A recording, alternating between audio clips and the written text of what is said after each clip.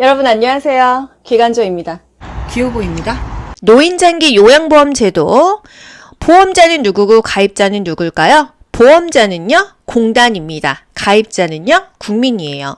우리가 건강보험료를 내잖아요. 가입자는 국민입니다. 우리들이죠. 우리들이 국민이잖아요. 그쵸? 보험자는요, 평소에 돈을 받아먹고 어떤 일이 있을 때 돈을 내어주는 자가 보험자예요. 보험사로 생각하셔도 되겠죠? 공단입니다. 건강보험 공단. 이 6글자가 죽어도 암기가 안 된다. 공단만 암기하세요. 보험자는 공단이다. 가입자는 우리니까 국민입니다. 공단은 장기요양보험료와 건강보험료를 통합 징수하고 별도로 운영한다. 정말 국가고시에 자주 나오는 기출 질문인데요. 돈은 한꺼번에 받는다는 거예요. 건강보험료, 장기요양보험료 별도로 따로따로 영수증이 나오는 게 아니라 우리가 건강보험료 내잖아요. 그 안에 노인장기요양보험료를 같이 받고 있습니다. 그래서 통합 징수한다, 돈은 한꺼번에 받는다 라는 표현이 맞는 거고요. 별도로 운영한다, 별도의 회계를 한다, 독립회계를 한다, 다 맞는 기출 지문이 되겠어요. 국가고시는요, 시험 문제를 내야 되는 그 파트에서 기출 지문을 변경해서 계속 출제되고 있기 때문에 변형된 지문을 잘 기억하셔야 돼요. 돈은 통합 징수한다, 운영은 별도로 한다, 별도로 회계한다, 독립회계를 한다, 다 맞는 말입니다. 요양보호 업무의 목적은 뭐죠? 거의가 일상생활이 안 되고 거동이 불편한 그런 분들이잖아요. 그렇기 때문에 대상자의 신체 기능을 증진시킨다, 삶의 질을 향상시켜준다, 대상자의 신체 기능을 유지하고 증진해준다. 이게 바로 요양보호 업무의 목적입니다. 노인 장기 요양급여의 대상자냐 아니냐 이 문제도 정말 자주 나오잖아요. 노인은 몇 살 이상이죠? 65세 이상이 노인입니다. 65세 이상과 65세 미만으로 나뉠 수 있는데요. 65세 이상이라고 한다면은요, 질병명은 상관이 없어요. 교통사고든 결핵이든 그냥 거동이 불편하고 일상생활이 어렵다고 한다면 노인 장기 요양급여의 대상자가 될 수 있는 거고요. 65세 미만일 때도 되는데 어떨 때 되냐? 거동이 불편하고 일상생활은 무조건 안 돼야 됩니다. 그런데 인지저하가 있어. 치매, 파킨슨, 뇌졸중, 뇌출혈, 뇌경색 이렇게 노인성 질환이라고 한다면 나이가 50세여도 심지어 40세, 65세 미만 어떤 나이든 상관없이 혜택을 준다 이거예요. 노인 장기 요양급여는요, 한마디로 노인한테 주는 건데 65세 이상은 질병명 상관없이 일상생활이 안 되면 준다 이거고요. 65세 미만도 일상생활이 안 되는데 노인성 질병이라면 대상을 해주겠다 이 얘기입니다. 맞춰볼게요. 뇌경색으로 거동이 불편한, 여기까지만 딱 봐요. 그러면 일단 뇌경색이야. 노인성 질환이구나. 거동이 불편해. 그러면 나이가 상관없네. 50대 여성. 오케이. 파킨슨으로 거동 불편한, 파킨슨 노인성 질병이야. 거동이 불편해. 나이 상관없네. 오케이. 40세든 주위에 볼 것도 사실 없죠. 교통사고로 신체 활동이 어려운, 교통사고는 노인성 질환이 아니야. 그러면 65세 이상이어야 되겠네. 67세 여성이니까 오케이. 결핵으로 신체 활동이 어려운, 결핵은 노인성 질환이 아니지. 신체 활동 어렵대. 그러면 65세 이상이어야겠네. 그런데 70세 남성. 이래서 오케이 되는 겁니다. 아시겠죠? 그러면 문제. 뇌경색으로 일상생활이 어려운, 뇌경색은 노인성 질환이죠? 일상생활 어렵죠? 그러면 나이에 상관없으니까 50세 남자도 되는 거예요. 이런 식으로 갑니다. 장기요양 인정의 신청 절차. 어떤 사람들이 이 혜택을 받을 수가 있을까요? 일단 엄마가 치매가 걸리신 것 같아요. 또는 뇌졸중, 뇌출혈이 왔어요. 집 가까운 건강보험공단에다가 신청을 하세요. 보통 자녀분들이 많이 가죠. 장기요양 인정 신청 가능자는요, 여기 6번에 있죠. 본인이 되고요. 본인이 근데 지금 갑자기 뇌졸중 왔어. 갈 수가 없겠죠. 가족도 됩니다. 친족까지 되고요. 법적인 이해관계인도 된다. 사회복지 전담 공무원도 본인의 동의가 있다고 한다면 가능하다. 또 시장군수구청장이 지정하는 자가 된다. 이것도 어쩌다 한번 국가고시 나옵니다. 일단 본인 가족, 친족, 공무원도 된다 이 얘기예요. 공단에 신청을 하면요, 공단에서 연락이 오고요, 집으로 찾아와요. 그것을 방문조사라고 합니다. 방문조사로 집으로 오는 사람들이 보통 우리가 장기요양요원이라고 말하죠. 사회복지사나 간호사가 많이 방문을 하고요. 여러 가지 항목에 대해서 체크를 해요. 오늘 날짜는요, 지금 계절은요, 거동은 가능하신가요? 일상생활 뭐 세수는 하실 수 있어요? 뭐 이런 거 물어봅니다. 52개의 항목에 대해서 평가를 합니다. 1차적으로 방문을 해서 판정을 하고요. 의사소견서를 제출하라고 합니다. 그럼 엄마가 뭐 다니는 그 병원에 선생님한테 그 방문 조사에서 그 선생님이 갖다 준 서류를 주거든요. 그러면 그 의사가 그거를 체크해서 전산으로 넘기면요, 바로 공단으로 넘어가게 되어 있어요. 의사소견서를 우리가 막 받아다가 제출하는 게 아니에요. 바로 그냥 전산으로 연결이 됩니다. 그렇게 되면 공단에서요, 등급판정위원회를 개최해요. 그래서 최종 등급이 나오게 되면 인정서에 몇 등급 이렇게 해서 우리한테 주는 겁니다. 아시겠죠? 국민건강보험공단은요, 장기요양 등급을 판정한다. 맞아요, 틀려요? 공단에서 등급을 판정하는 것입니다. 자주 나오는 기출 지문은요, 최종 등급 판정을 누가 하냐? 등급판정위원회에서 한다. 그 자체가 국민건강보험공단에서 한다. 이런 걸 이해하셔야 돼요. 아시겠죠? 인정서와 이용계획서를 공단에서 그 대상자, 수급자에게 줍니다. 공단은 장기요양 인정서와 개인별 장기요양 이용계획서를 수급자나 보호자에게 제공한 후 서비스 이용에 대해서 교육한다.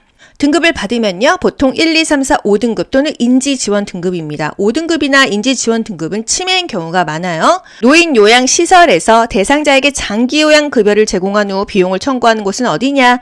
국민건강보험공단이다. 이런 문제가 나오는데요. 노인요양시설은요, 우리가 아는 요양원이겠죠? 요양원에 엄마가 가셨어요. 대상자, 엄마에게 서비스, 혜택을 제공하고 이 시설, 요양원에서는 어디다 그 비용을 청구할까요? 본인 부담금은 우리가 내요. 그런데 또 나라에서 20% 대주는 건 됩니다. 나머지 60에서 65%는요? 시설이니까 본인 부담금 20%니까 60%겠네요. 건강보험공단에다가 신청하는 겁니다. 아시겠죠? 이 돈은 어디서 만들어져요? 일단 본인 부담금 15에서 20% 내고요. 나라에서 20% 대주고요. 나머지는 우리가 건강보험료를 냈던 국민건강보험공단, 공단에서 내주는 겁니다. 장기요양 유효기간은 최대 2년으로 2년 후에 다시 등급 판정을 받아야 한다. 요거 암기법 알려드릴게요. 문제는 이런 식으로 나옵니다. 전적으로 도움이 필요하면서 95점 이상이라면 몇 등급이냐? 1등급이다. 이런 식으로 나오는데요. 그러면 요 점수로만 암기하는 방법 알려드릴게요. 제가 걸어가고 있는데요. 앞에 있는 남자가 키가 엄청 크더라고요. 저 실례합니다. 키가 몇 cm 정도 되시죠? 그랬더니 그 남자가 저는 키가 195cm입니다. 이러더라고요. 1등급은요, 95점 이상입니다. 195, 키 195 이렇게 기억하세요. 발 사이즈는 어떻게 되세요? 발은 좀 작아요. 275mm예요. 이러더라고요. 2등급은요, 275, 75점 이상입니다. 농구공을 들고 있는 거예요. 농구 선수인가 봐요. 이 농구공의 각도는요? 제가 물어봤더니 360도죠. 이렇게 얘기하더라고요. 3등급은요? 60점 이상입니다. 여러분, 요게 또 은근히 기억이 잘 되거든요. 1등급 키 195, 1등급은요? 95점 이상이죠. 2등급 발 275mm, 75점 이상입니다. 3등급 공의 각도는 360도, 60점 이상이죠. 이렇게 1, 2, 3등급을 끝내고요. 저 농구 레슨 받고 싶은데 연락처 좀 알 수 있을까요? 그랬더니 6자리의 전화번호를 알려주더라고요. 451-545입니다. 451-545입니다. 4등급은요, 51, 51점 이상이고요. 5등급은요, 545, 45점 이상입니다. 여러분, 점수 암기되셨죠? 1등급은요, 키 195, 95점 이상. 2등급은요, 발 275, 75점 이상. 3등급은요, 농구 공의 각도 360도, 60점 이상. 4등급은요, 451에 5등급은요, 545. 이렇게 해서 점수는 다 이상으로 기억을 하세요. 그럼 예를 들어서요, 문제. 일정 부분 도움이 필요하면서 51점 이상이라면 몇 등급이냐? 일정 부분은 모르더라도요, 51점 이상이야? 451에 이거 기억하셔야 되죠? 4등급이구나. 그럼 55점이 나왔어요. 51점 이상이니까 이것도 4등급이 되는 거예요. 아시겠죠? 이렇게 해서 이 점수는 끝낼게요. 장기 요양보험 제도의 전체 재원, 돈이 어디에 있어서 이렇게 대상자들을 도와주냐, 이 문제인데요. 일단 본인 부담금, 보험료, 국가 지원으로 구성된다. 이거 맞아요? 틀려요? 맞습니다. 보험료 60에서 65%, 국가 지원은 조세, 세금이죠? 20%, 본인 일부 부담금 15에서 20%, 재가급여는 15% 내고요. 시설급여, 요양원 가면 20% 내야 되는 거예요. 여기서 또 국가고시 잘 나오는 거, 국민 기초수급권자는 본인 부담금 있어요? 없어요? 기초수급권자, 뭔가 기초적인 게 안 되는 사람들이죠. 본인 부담금이 없습니다. 특별하니까 기억하세요. 기초수급권자는 본인 부담금이 없다. 단 비급여 항목은 본인이 전액 부담한다. 저소득층, 의료급여 수급권자는요, 할인을 해주는 거지 전액 본인 부담금이 없는 게 아닙니다. 기초수급권자만 본인 부담금이 제로고요. 저소득층, 의료급여 수급권자는요, 한 50%를 빼줍니다. 이 50%를요, 40에서 60%를 경감해준다. 이렇게 기억하시면 되겠습니다. 반 정도는 빼주는 게 저소득층과 의료급여 수급권자야. 정확하게는 40에서 60%를 DC해준다 이거예요. 국민건강보험공단은 청구된 비용을 심사한 후에 지급한다. 의사소견서 발급 비용은요, 본인이 몇 프로 낼까요? 20% 부담합니다. 방문간호지시서 발급 비용도 20% 내는 거예요. 그런데 이것마저도 의료급여 수급권자는 반 할인해준다고 했죠? 10%만 부담합니다. 아시겠죠? 장기요양 인정서와 이용계획서 비교할게요. 인정서는요, 등급이 나옵니다. 시설을 가려고 해, 또는 제가 서비스를 받으려고 해, 이용계획서가 있어야 돼요. 등급마다 보장받는 한도액이 다르거든요. 예를 들어서 5등급은 뭐 100만 원이야, 1등급은 150만 원이야. 한도액을 알아야 그에 맞는 서비스를 받을 수 있을 것이고요. 금액에 따라서 본인 부담률도 달라지잖아요. 그쵸?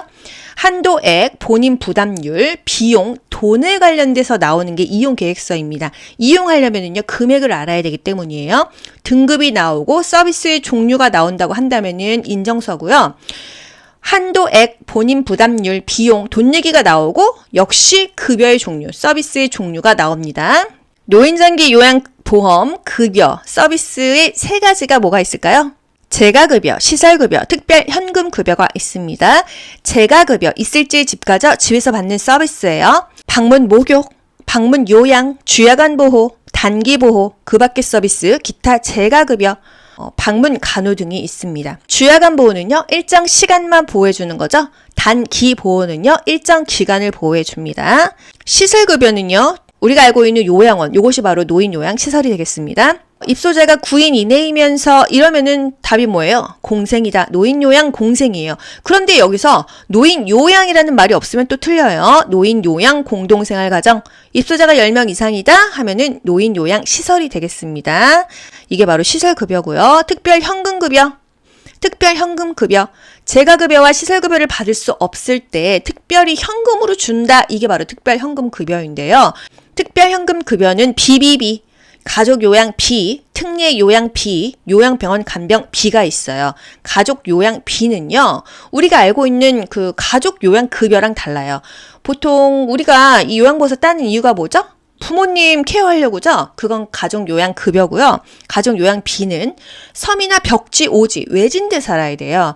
기간이 부족하잖아요. 서비스 기간이 부족하기 때문에 이런 지역에 있으면서 이 가족이 방문 요양에 상당하는 혜택 서비스를 자기네들끼리 주고받았을 때 돈을 준다. 이걸 바로 가족요양비라고 생각하시면 되겠습니다. 특례요양비, 요양병원 간병비는 거의 우리나라에서 하고 있지 않으니까 패스하시고요. 장기요양급여의 세 가지는 재가급여, 시설급여, 특별현금급여가 있다. 귀로 듣고 고득점 합격하는 비결이 귀요보에 있습니다. 여러분 모두 합격! 가자! 안녕! 좋아요 눌러주세요.